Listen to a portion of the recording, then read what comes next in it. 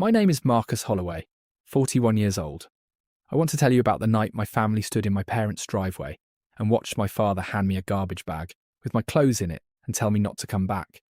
Then I want to tell you what happened 9 years later when the same driveway had my name on a building 3 miles away, and they were the ones asking for a favour. Let me start where it actually started. I grew up in Canton, Ohio, the middle child of 3. My older brother Derek was the golden child, the one who got the truck for his 16th birthday, while I got a bicycle for mine. My younger sister Paige was the baby, the one who could do nothing wrong, because she cried the loudest. I was the one in between, the one who fixed things, the one who got blamed when the fixing wasn't fast enough. My father, Russell Holloway, ran a small HVAC supply business out of a warehouse on Cherry Avenue. My mother, Carol, kept the books for him, badly, though nobody said that out loud until later. The business limped along for 20 years on the strength of a few loyal commercial accounts and my father's stubborn refusal to modernise anything. I started working there at 17, sweeping floors and loading trucks. By 23, I was running half the operation. I built the first real inventory system the place had ever had, a spreadsheet that actually told you what was in the warehouse instead of guessing. I brought in 2 new commercial contracts that doubled our revenue inside 3 years. My father took the credit at every Rotary Club lunch. I never said anything. I told myself family doesn't keep score. I married my college girlfriend Lindsay when I was 26. We had a son Eli 2 years later. We lived in a rental 2 streets over from my parents because my father said it would be easier for me to come in early. I came in early for 11 years. The trouble started the way it usually does in families like mine, quietly, with money. In 2015, Derek's auto body shop in Massillon went under. He'd run it into the ground with bad decisions and worse partners. But in my mother's telling, the economy had simply been unfair to him. My parents bailed him out twice, $18,000 the first time, $31,000 the second. Nobody asked me if that was fine. Nobody asked me anything. I just noticed the business account getting thinner every quarter and assumed it was inventory costs, because that's what my father told me when I asked. In 2018, I found out the truth by accident. Going through invoices for a year-end audit my father didn't know I was doing on the side. The withdrawals were labelled Family Advance in my mother's handwriting. $49,000 plus another $22,000 to Paige for a kitchen renovation she didn't need on a house she couldn't afford. $71,000 of company money walked out the back door to my siblings while I drew the same salary I'd drawn since 2014. No raise because my father said the business couldn't support it right now. I didn't explode. I'm not a man who explodes. I sat my father down in his office and I asked him calmly why I'd never been told. He looked at me like I'd asked him something rude at a funeral. He said, "Marcus, your brother and sister needed help. You've always been the stable one. That's just how it worked out." That sentence sat in my chest for 2 years like a stone I swallowed and never passed. I want you to understand something about me before I tell you what happened next. I am not a vindictive person. I have spent most of my life being the one who absorbs things so other people don't have to. But there's a particular kind of damage that happens when you realise the people who are supposed to love you most have quietly decided your patience is a resource to be mined. It doesn't make you angry right away. It makes you careful. It makes you start paying attention to things you used to let slide. So I started paying attention. In March of 2020, right as everything in the country was shutting down, my father came to me with a plan. He wanted to expand the warehouse, take out a business loan against the property to add a second bay, and bring on commercial refrigeration work. He needed someone to co-sign because his credit was a mess from the bailouts nobody had told me about. He asked me to co-sign a $410,000 loan. I asked for 3 days to think about it. He acted wounded that I'd even need to think.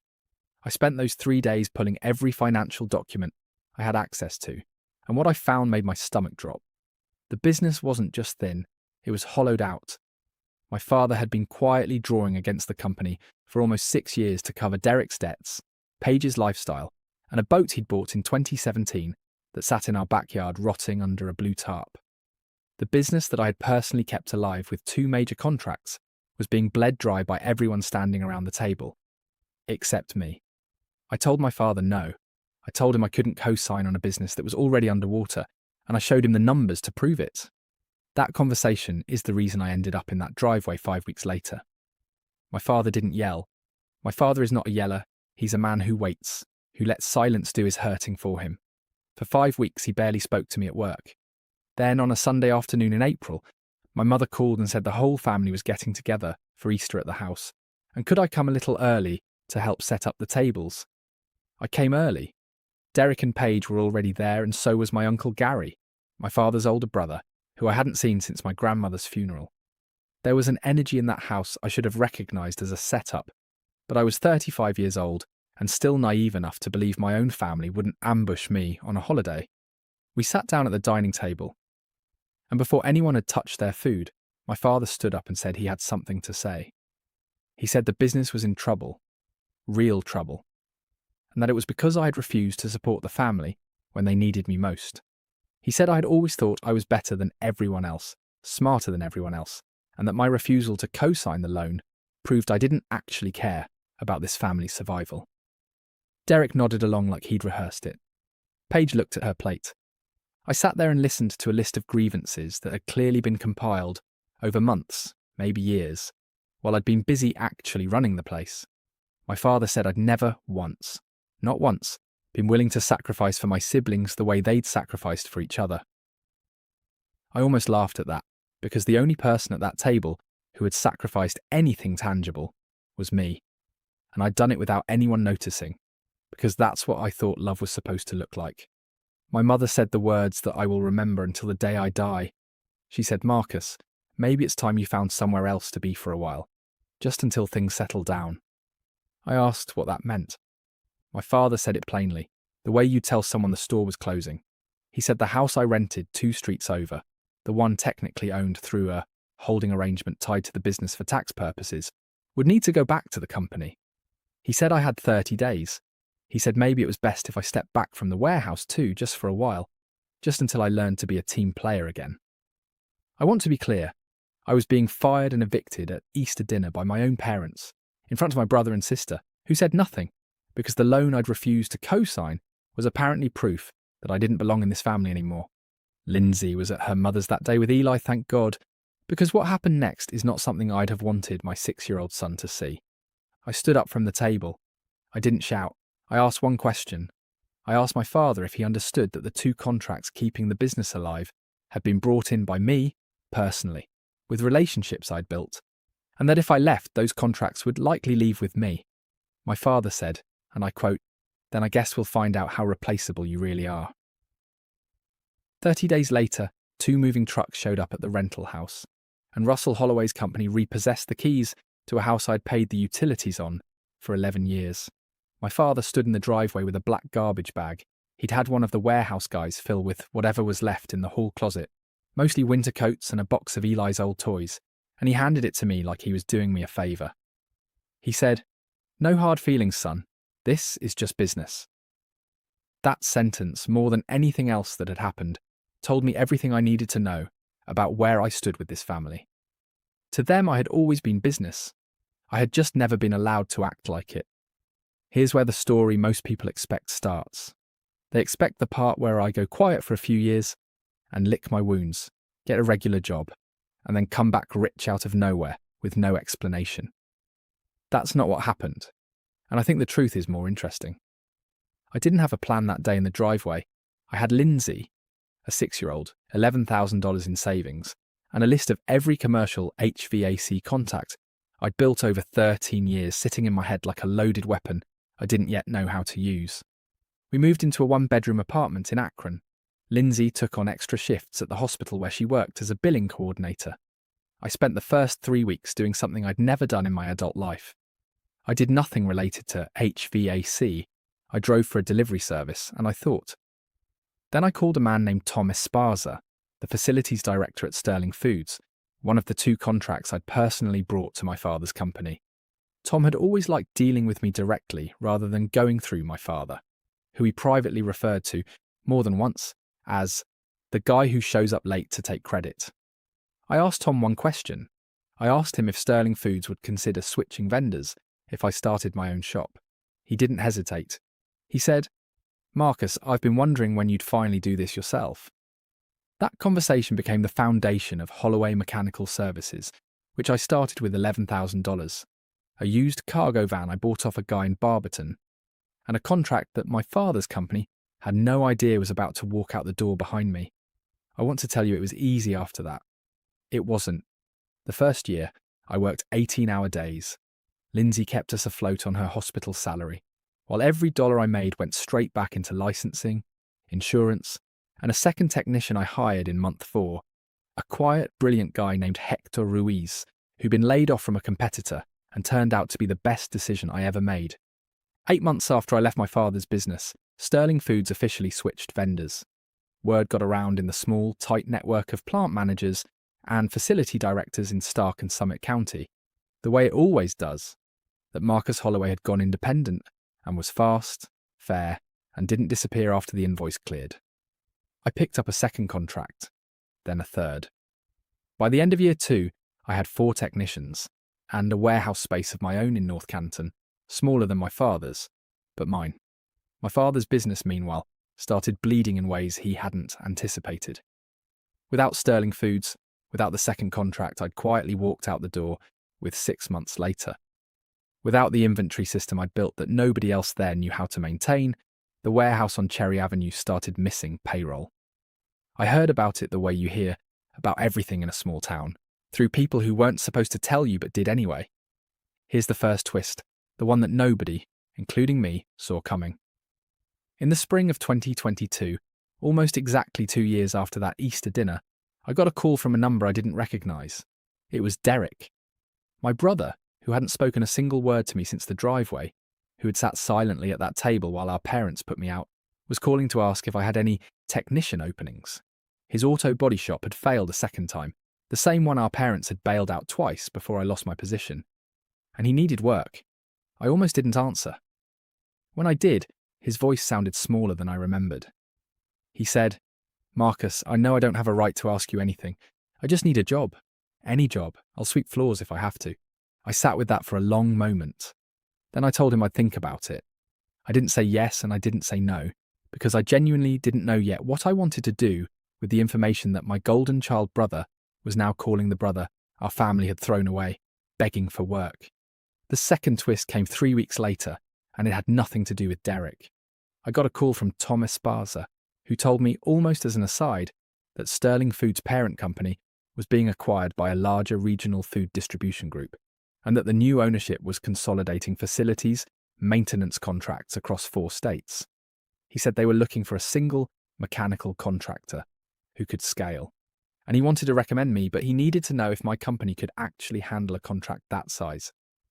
This was the contract that, 18 months later, turned Holloway Mechanical Services from a 4-truck regional outfit into a 42-employee company with a real office building, the same building that now sits 3 miles from my father's warehouse on Cherry Avenue, with my name on a sign out front that you can see from the highway.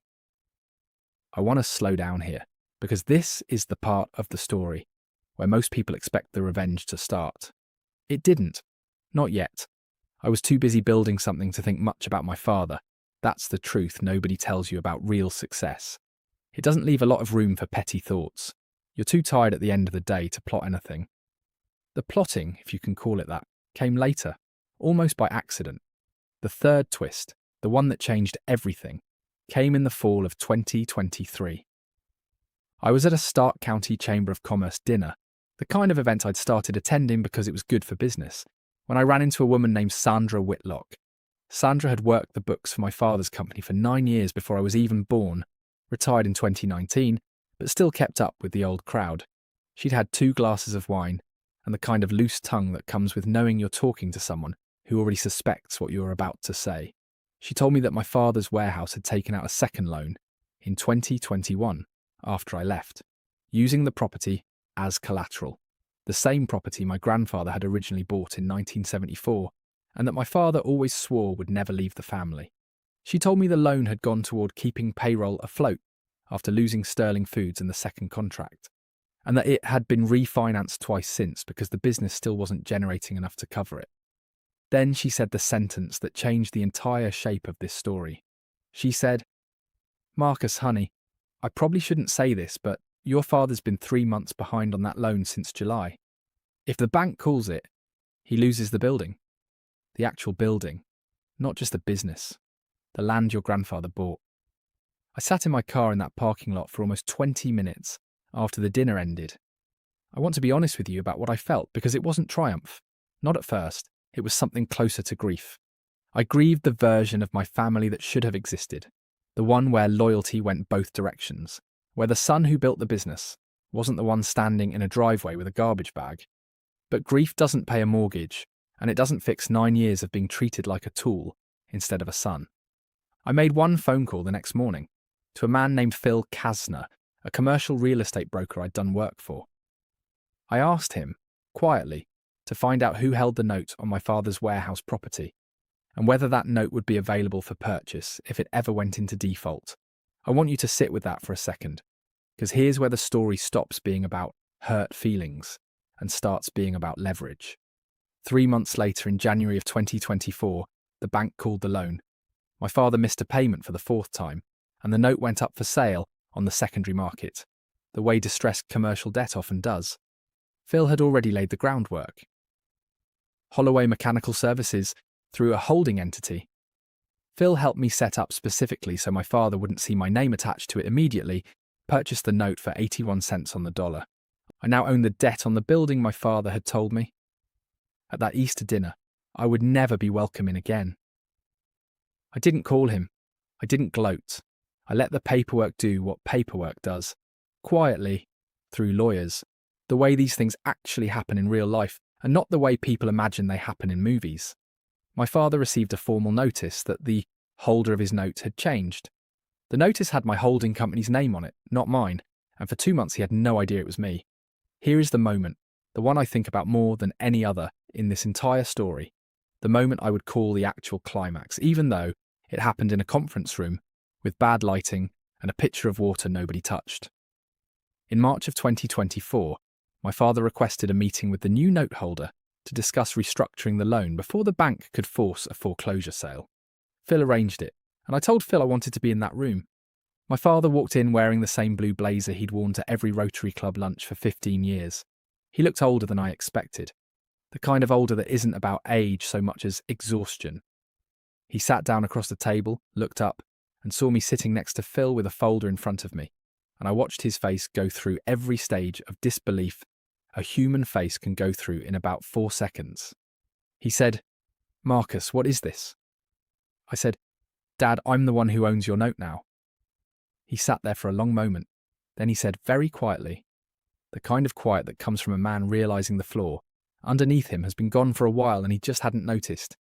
"You did this on purpose." I told him the truth.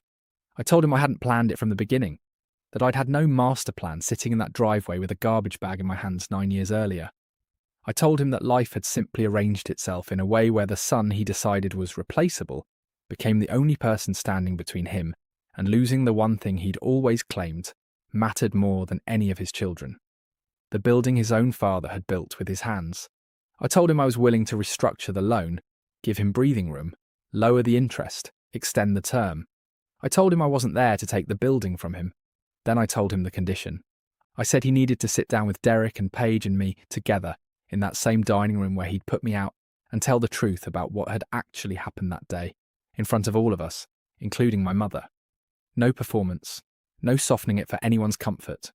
The whole truth, the loan he'd never told me about, the $71,000 in family advances, the choice to put me out instead of having an honest conversation about money like adults.